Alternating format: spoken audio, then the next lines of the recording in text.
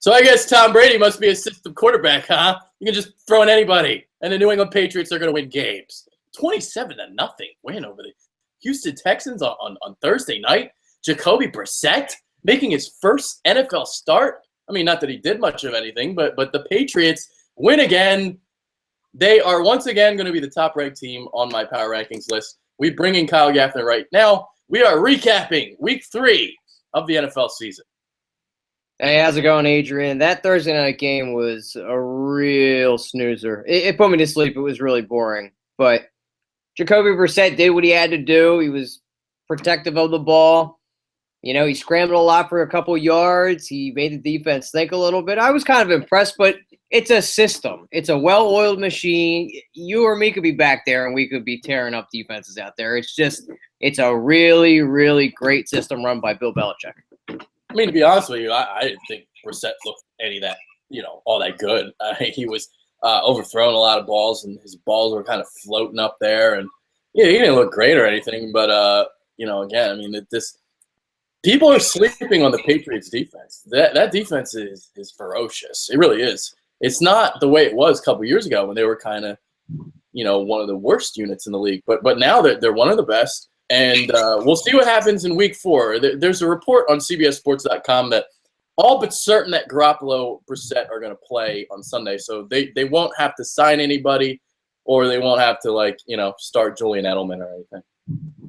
Yeah, that would be something, having the whole wideout play quarterback. I thought it was going to come to that, but I'll be excited to see Garoppolo back in there because I liked what I saw out of the kid in the first 2 games.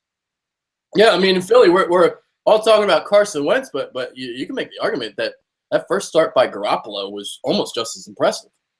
Yeah, against that great defense in Arizona out there, I mean, he made them look silly. Yeah. So, all right, Pat, your number 1 team too? They're not. I'm still sticking with the Vikings being my number 1. They proved it again this week, I think, by shutting down Cam Newton and that very high-octane offense that they have out there. Dude, it's crazy. The line for that game was like 7, wasn't it? Wasn't it like the Vikings were 7-point underdogs, and I'm like, wow, this is the easiest gimme in Vegas history, because I picked the Vikings to win that game outright. I had the Panthers haven't looked all that great the first couple weeks. The Vikings defense looks phenomenal. Sam Bradford's playing some good ball. And, that's how they're winning games. The Vikings are number 2 on my power rankings list, so we can kind of focus on them a little bit more right now. But, all right, so they're 3-0, one of 5 3-0 teams in the NFL. Is it possible that the Vikings can make a run to the Super Bowl? I definitely think they can. If they keep playing great defense like this, and Sam Bradford does everything he can to be safe with the ball, kind of be like a quarterback management back there, not take too many chances, they're a shoo-in. With that defense, you're right. And then don't forget you get AP back in Week 11, Week 12. He'll be healthy. He'll be rested. He won't have all this wear and tear on him from the season, from getting all banged up. He'll be fresh. He'll have fresh legs. I'm really curious to see what happens to this team because their schedule is easy as hell. They play the AFC South and the NFC East. Those are your divisions that they're going to play through the schedule. So they don't really play a lot of teams. And if they can somehow finish with the best record in the NFC, have the number 1 seed in the postseason, that's how you can get to the Super Bowl. I don't think they're the most talented team in the NFC. I think there's teams that are more talented than them, like the Cardinals, like the Seahawks, shit like that, like the Packers even.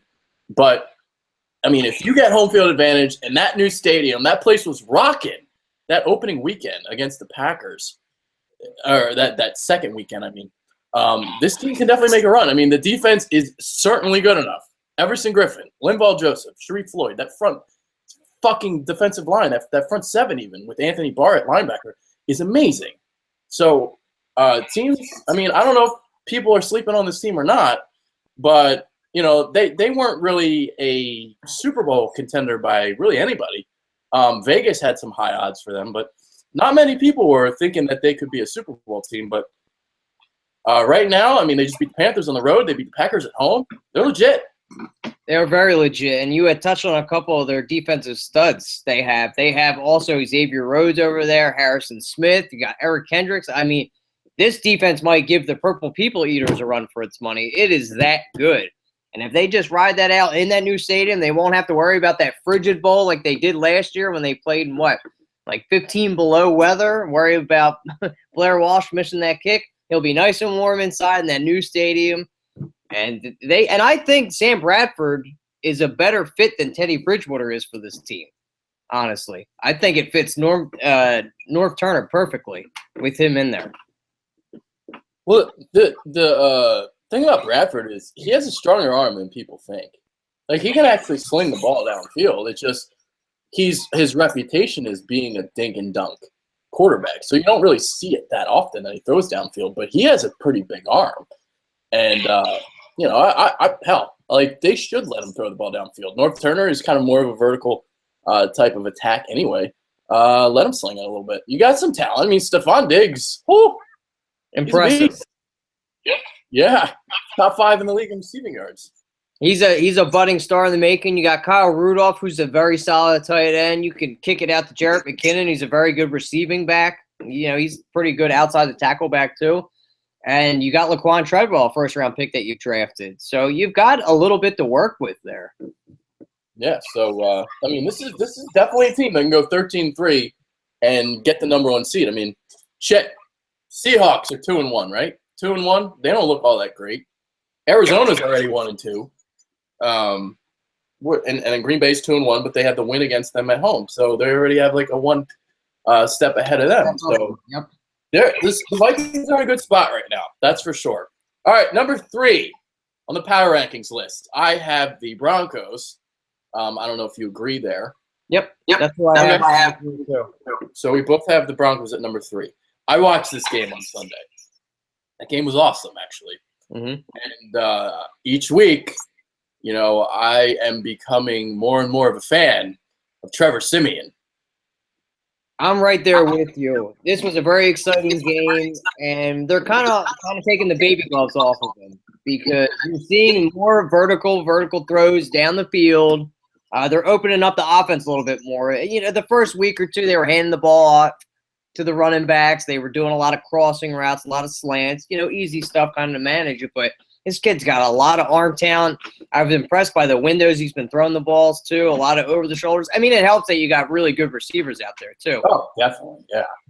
But, I mean, some of these passes he made down there, that 40-yarder to Emmanuel Sanders was great. That one he threw over to Demaryius Thomas down the field. I mean, they were making mincemeat of this defense out there. The throw that it was the one that when the Bengals were kind of coming back a little bit, and I don't know if that's the 40-yarder, whatever the touchdown was down the left sideline. The one that was the dagger, that told me a lot about Trevor Siemian. And that was clutch as hell. That was incredible. I mean, he was moving in the pocket too. He was stepping up into his throws, and that one that was the dagger to Demaryius Thomas. He helped him out a little bit because it was a little underthrown, but it helps when you're 6'3" going against a 5'10" guy because he muscled that pass away from that little cornerback and then just ran it in there. But it was a really fun game to watch. I mean, this is an exciting team, I think. Even though they just won the Super Bowl, now you might have a little bit of something to go with that high-powered defense. It is insane how many people disrespected the Broncos during the summer. Not a lot of people had them going to the playoffs. And these are the defending Super Bowl champions. So, I mean, even I, to an extent, I had them going 9-7. I didn't have them making the playoffs, So, I was right there with you. I wasn't sure. You weren't sure what you're going to get out of the 7th-round pick. Yeah.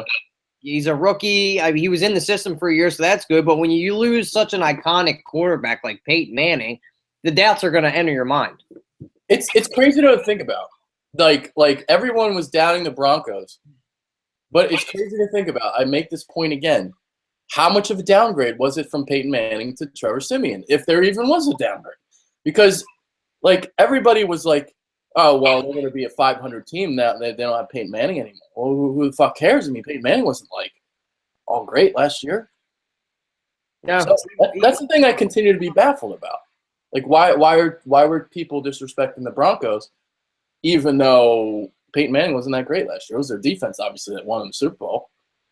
Because of what his track record was, because of the iconic quarterback he was, I think it has to do with, and they lost Brock Osweiler. So they traded for Mark Sanchez. They were kind of grasping at straws of who's going to run this team. They weren't really sure. They drafted a young kid in Paxton Lynch who was going to be the starter here. And it ended up and who would have thought, I would have thought at the beginning of the season when even though Mark Sanchez went there, that it was going to be Paxton Lynch. But here we go. It's the 7th-round draft pick out of Northwestern, taking the reins for old Hall of Famer Peyton Manning. Insane. It really is. And the defense is, the defense didn't even actually play that well on Sunday. They were okay, but they weren't their dominant selves. So, number 3, the Broncos. All right, number 4. I got Green Bay. And even though they have one loss, I have them at number 4. I'm a big fan of the Packers, big fan of Aaron Rodgers. They whooped on Detroit, even though the score doesn't really seem like it. And they won week 1 against the Jaguars. So I really didn't know who to put at number 4 or 5. So I just went with the Packers. Fuck it. I'm still sticking with the Steelers. I'm kind of disappointed in the way the Packers are playing. Their offense is still there. It's gonna take a little bit more time for the Christmas to come with Aaron Rodgers, but I'm highly disappointed in their defense. I mean, you have young and budding stars on this defense, and you almost let Detroit come back and beat you. And I'm not a fan of the whole taking it easy on the team and just playing it safe. I would always keep my foot on the pedal and just keep playing, keep jamming it down their throat, and keep scoring because you never know what could happen in a game. So to take your foot off the pedal and let up it's a disgrace to me in my eyes. I don't like that. So I have the Steelers at number 4. Even though they did get that throttled by the Eagles, they're still a Super Bowl contender in my eyes. Yeah, I mean, like that's the thing about doing these power rankings so easily so early, because I think the Steelers are better than the Broncos. I think the Seahawks are better than the Broncos. I think the Cardinals are better than the Broncos, but I have the Broncos at number 3. So it's how the fuck do you do these things? Number 5, where I put the Eagles. I didn't want to put the Eagles in the top 5. This is all too surreal for me, what's going on right now.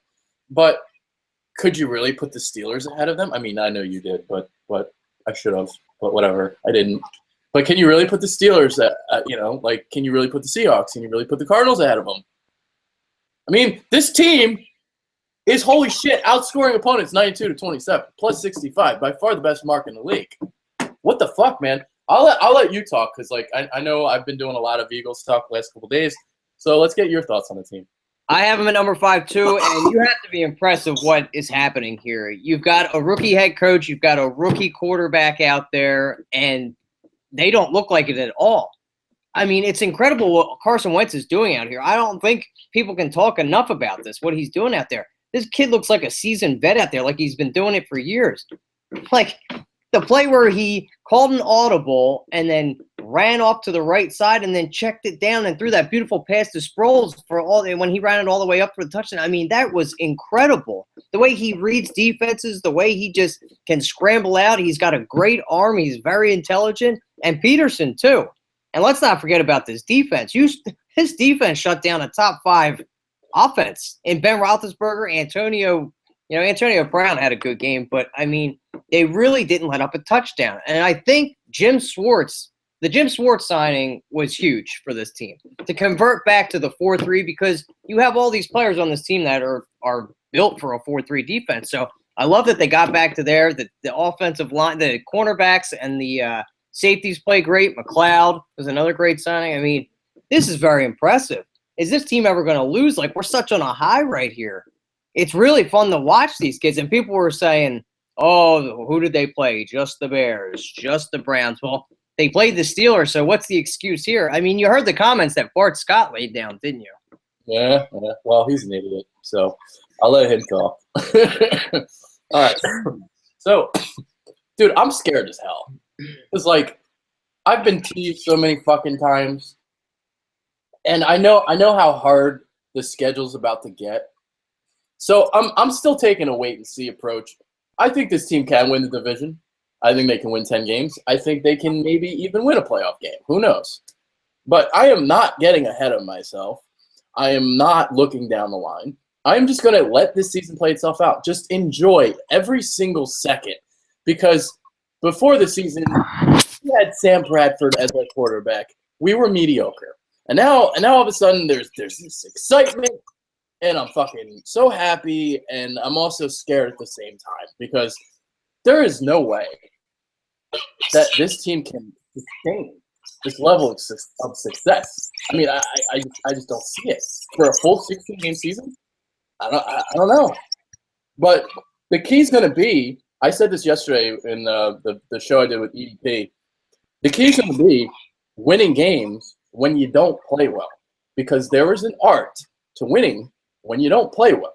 All right. So like our first test again in that area, in that aspect, could be against Detroit, because Detroit could be a trap game. We may not come out really well, but the defense can maybe let them hang around. Maybe Carson Wentz makes some plays in the fourth quarter and you steal that game. So that's what I'm kind of looking for over the next couple of weeks, over the next couple of months, is to see how this team can play when they don't play well. Because right now, like what the fuck? Like I don't know how to take in all of this right now.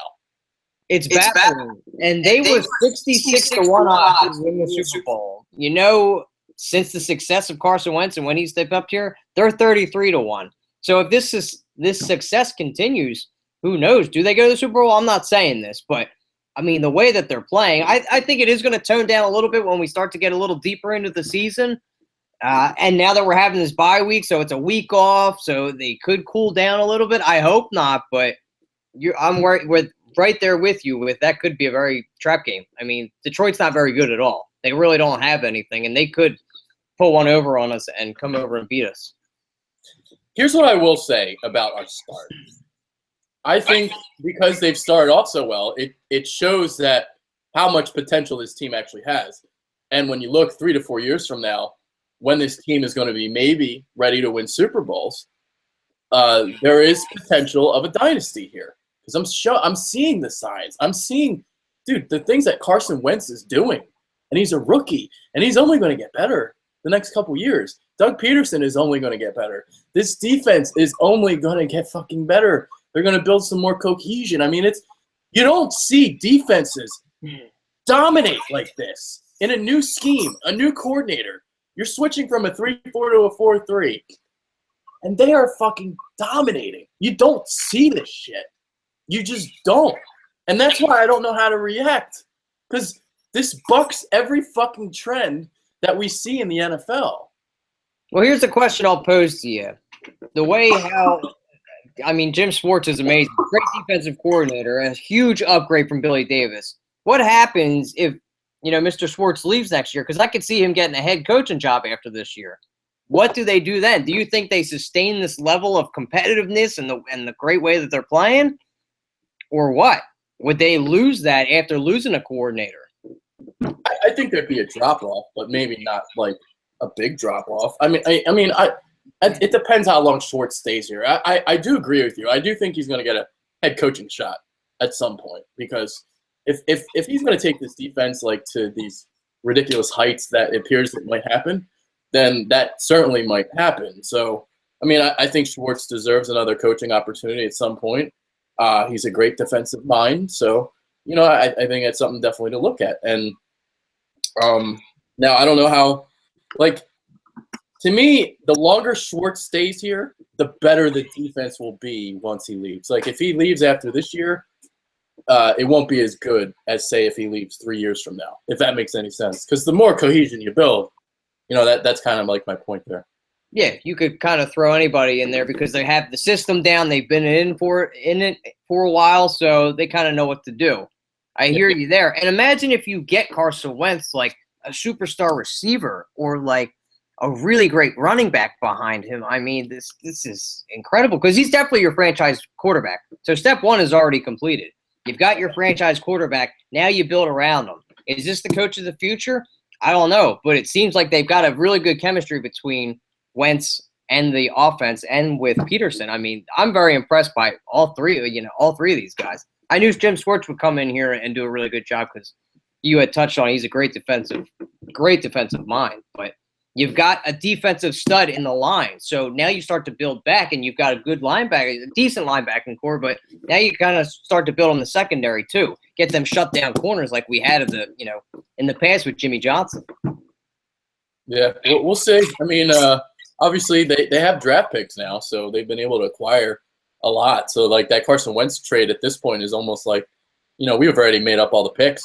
What I want to see them do next year, I definitely want them to see them take a running back in the first round, because this class is going to be amazing. Loaded. Oh yeah, Leonard Fournette, Cook. I mean, there's just so many that you can choose from. So I'm getting my running back next year. We'll see about the receivers. See, that's the other thing that I've been loving about Doug is like our receivers are shit, but he's using the tight ends, he's using the running backs. He is hiding the deficiencies at wide receiver. So they're not even like, we only have like 4 active, and like Josh Huff's not even being used. Like we don't even need more than 2 receivers. No, they don't. And Jordan Matthews they're not impressive. I don't like Nelson Aguilar at all. He even use Sproles as a receiver. I would like to see Paul Turner come up here and get a little bit of touches. I agree. But Zach Ertz, I want to get this kid back in here because I think that is such a good connection. It would be like a Witten and Romo for years to come with Wentz and Ertz, because I think this kid has really got superstar written all over him. He just hasn't peaked yet. Yeah, no, I'm with you there. So there we go. Number 5 in our power rankings are the Eagles. Wow. What the fuck, man? I didn't want to do it because I didn't want to seem biased, but they're playing like a top 5 team right now. So they are. How can you not put them? You have to put them in the top 5. Yeah. All right. So some other kind of games over the weekend. So Baltimore moves to 3-0 with a victory over the Jaguars. Jaguars are now 0-3. This is like a shock, a little bit. I was very high on the Jaguars coming into the season. I had them going 9-7, winning the AFC South. And right now they're 0-3. So what the fuck is going on in Jacksonville? I am as baffled as you are, Adrian. I don't know what's going on because across the board on paper, this team looked like it was really going to take the next step that it needed to. Blake Bortles had a great sophomore season, but the kid is just not translating what he had done last year into this year. He's turning the ball over. The defense is playing like shit. I mean, Gus Bradley is a renowned defensive guru, and it doesn't look like it out there. I want him to take over the defensive coordinating job, get rid of this Todd Wash guy, because you're not going to have a job the next 2 games if you keep playing the way you are. This was a little bit of a nail-biter. The way it ended was terrible. It was a lot of tipped field goal. It was a blocked field goal, a couple tip picks that turned into interceptions. And Bortles, you can't turn the ball over. 2 to 3 picks you're averaging. You look like you're back in your rookie season again. You got all those weapons there, too. This should not be happening, especially against a team against Baltimore. I mean, they are not good at all. I don't care if they're 3-0. They are not a good team. So, all right, see, I understand the talent that they have on the defensive side of the ball. Now, I didn't think they'd be this bad, but, I did think it was going to take some time. Because you have all the new pieces and you have rookies too, like Jalen Ramsey, Miles Jack. Obviously, you got the free agent acquisitions. You got Prince Mukamara. You got Malik Jackson. Who else did they sign? They signed somebody else, right? Gibson. They got Gibson out there. Gibson, there you go. So I forgot about him. So there's obviously talent on the defensive side of the ball. Do you think that they can get this fixed? Because yes, it does normally take 4 to 8 weeks for a new scheme to come in. This is why I'm so shocked about how the Eagles are playing so well. I think it shows you that coaching can overshadow a lot of things too, because you got such a great mind in Jim Schwartz and he's focusing on that. But Gus Bradley has all his mindset on being the head coach. He can't just focus on the defense. So you've got this Todd Wash guy. They really haven't had a solid defensive coordinator since he's been there, which is a shame because I wish he would just take it over because he's such a great defensive mind. But he's not going to be there long enough to have an extension, because I think Gus Bradley's a very good coach. But the way that they're playing, I don't know if they can get this turned around, because not only is the defense not playing well, the offense is not really playing well. Other than that first week, they've looked atrocious. Blake Bortles had a very good week 1, and then week 2 and 3, it was a complete overturn. I mean, he just looks – it's from black – I don't know what is going on with this kid, but I hope he works through it, because I think they have their franchise quarterback as well. Yeah. I'm not really high on, like, any team in the AFC South at the moment. Like the Colts defense is a joke.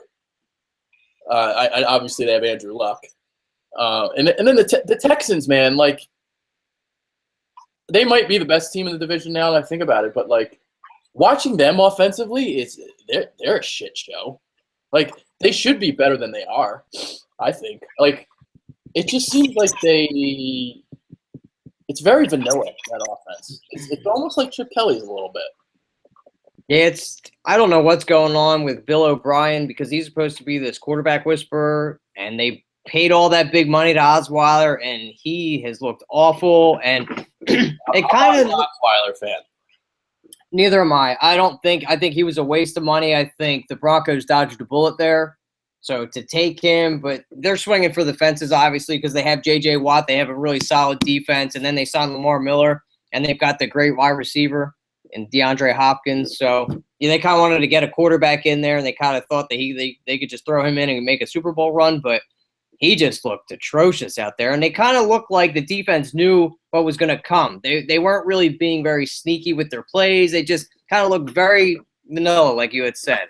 And I'm just wondering who is going to take, because you don't have a really strong front runner in this division. It's a very weak division. That's why I thought the Jaguars would be able to maybe take the reins finally, and be the king of the AFC South.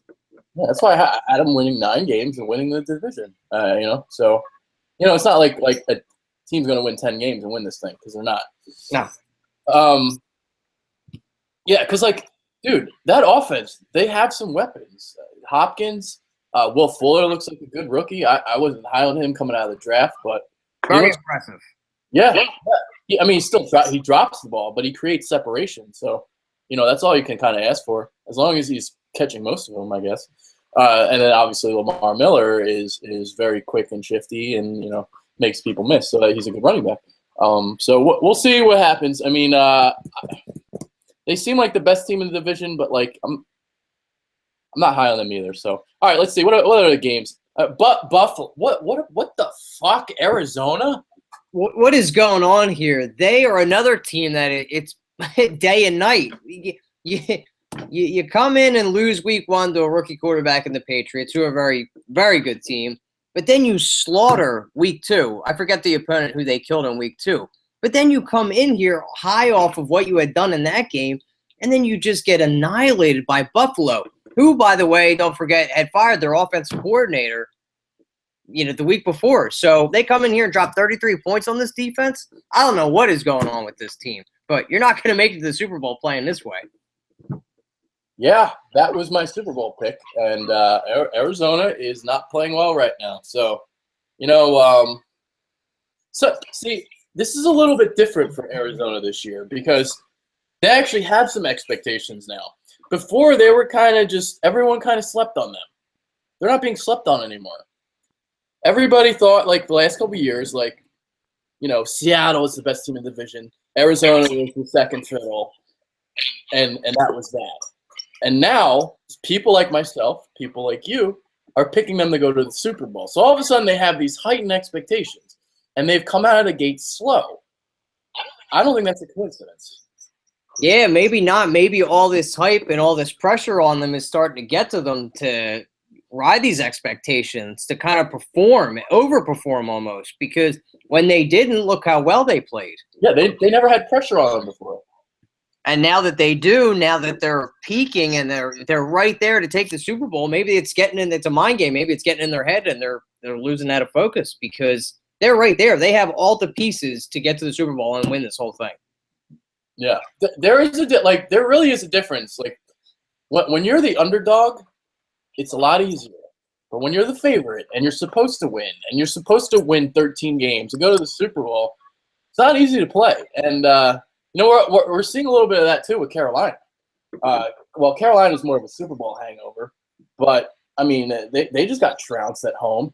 They lost week 1. They're 1-2 on the year, and obviously they went 15-1 last year. So Cam Newton isn't playing like an MVP right now.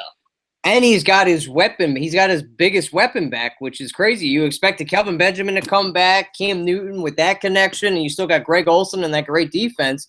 So you expected them to get right back there, breeze through their division, and then get right back to the Super Bowl. But it doesn't look like it. They look like a completely different team. Yeah. So, I mean, they're still the best team in their division because the division stinks. But, I mean, is Carolina really going to go like 12-4, 11-5? Who knows? Probably, maybe not. Not if they keep playing like this. Sorry, I'm coughing. Oh, man, I'm sick. All right. What other team do we want to talk about? Anything else? I was kind of surprised at. Let's see. We touched on that. I mean, you could talk about Seattle, or how about the Rams? How about week 1? They get shut out by the Niners. Yeah. And then they bounce back week 2, which is good. So you're starting to form that defense. And then they go into Tampa Bay and drop 37 points. I mean, they let up 32 points, but where was this week 1? And they're all doing this with that Jared Goff. So where was all this week 1? Jared Goff should still be their starter. I don't give a fuck about that. I don't care that they're 2-1. That's just fucking dumb. Let's see. What did Case Keenum do in that game? 14-26, 190 yards, 2 touchdowns. How the fuck? What? Let's see. Did the Bucs have a lot of turnovers? Yeah, I think that the defense scored a couple defensive touchdowns, or set them up to be, because I think Gurley had a touchdown. He didn't really have a huge game. Yeah, because I'm looking at the numbers. Like, Keenum threw for $190. Gurley didn't run for over 100, and Winston threw for over 400 yards. So I'm thinking that they got a couple defensive touchdowns to drop 37 points. There's no other way, because I'm trying to think. Tavon Alston had a touchdown. Yeah, I mean, this was a game I didn't see on the red zone, and I didn't see any highlights for it, so I can't really say much about it. I mean, so they bounced back. And how about the turnovers for the Chiefs defense? 8 turnovers. They shut down that. And for a guy in Fitzpatrick who's very intelligent and doesn't turn the ball over, to throw 6 picks and then let up 2 fumbles, I think that had to tie a game for the most turnovers. It's about time the Chiefs had a good performance. I believe they came in 0-2 into that game. So yeah, they were. Yeah, big win for them, because I'm really high on the Chiefs this year. I think they do have a great defense. The AFC isn't that great, so I think that's a team that can maybe make a run. How crazy would it be if it was the Chiefs versus the Eagles in the Super Bowl? Reed versus Peterson. Jesus Christ. Mentor to the predecessor. That would be mind blown. And then the Eagles lose. The top pick in Alex Smith versus the second pick in Carson Wentz. Yeah, because that's going to be the billing. Alex Smith versus Carson Wentz. Oh, man. All right. Let's talk about some surprises this week. First name I'm going to drop, Terrell Pryor. Yeah, we have the same guy. 144 yards. I mean, this guy's a deep threat. And I'll tell you what, I took a lot of shit for drafting Terrell Pryor kind of high in my fantasy drafts. And you know what I got to say to all you fuckers? Boom. Because I look like a genius. And I started him in all 3 of my leagues this week. So there you go. He had a great performance. Dude, I saw the, like, I know it's hard to, really see anything in the preseason, but I saw the signs. I just see this physical specimen that is still very raw. But, I mean, he made my eyes fucking pop. And the dude's not even an established route runner yet, so he's only going to get better. I like me some Terrell Pryor, and he's a guy that you guys should all pick up on your waiver wire. And he's not the only guy to do it. So it's like we've seen it before in Hines Ward, Randall L., Julian Edelman. I mean, there's been Braxton Miller's another one, a guy to watch out for who could have a breakout season. But guys, I think that's amazing. That a guy that can go from playing quarterback and make the transition and be so good at playing another position. It's amazing how he can, because he looks great and he is a very raw route runner. But I think it's just sheer athleticism going out there. Oh, it's exactly what it is. Like, you can just lob it up to him and he'll go get it. Like, that's what he did against Nolan Carroll. And he was so exhausted in that game. That's a huge, well, not the main reason. The main reason they lost was because of Cody Parkey. Good thing the Eagles got rid of him. But he was so exhausted, they had nobody else to throw to. I mean, he's surely the weapon. But imagine when Josh Gordon comes back, the duo they could have there. Yet with Corey Coleman there, too, when his hand gets healed from a broken hand, they could have a nice little receiving threat there out in Cleveland. Yeah, no, for sure. Absolutely. And Kessler did a pretty good job, too. Yeah. So, the Dolphins squeaked by with a win in overtime. Jeez, that team fucking sucks. God, that was the game of the week, wasn't it? A big old turd bowl. Freaking Browns versus the Dolphins. It was close the whole game, then they go up 2 touchdowns, and then you let a 5th-round rookie come down, drive all the way down, tie it up. Thank God Cody Parkey missed it, and then you let Jay Ajayi walk on there. Poor Cleveland. You think they went over to Cody Parkey and said, miss this field goal because we need Deshaun Watson because we look like idiots for passing on Carson Wentz? Just go in there and miss that field goal because we need to go 0-16 this year to get this kid because we are just a disgrace of an organization. All right, who played like shit this week? Who didn't you like? I thought Allen Robinson was going to have a bigger week going up against a depleted Ravens secondary. He only had 57 yards for 2 touchdowns, so he was really disappointing. Trying to think who else had a really bad week that didn't explode. Cam Newton. Cam Newton didn't really do anything. Latavius Murray going against the Titans did absolutely nothing. So did Carr. He didn't really have a really good game either.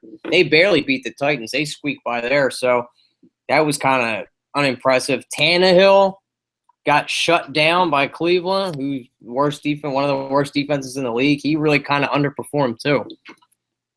Yeah, I was really disappointed by the Texans. That offense is so boring and so dull, and it shouldn't be.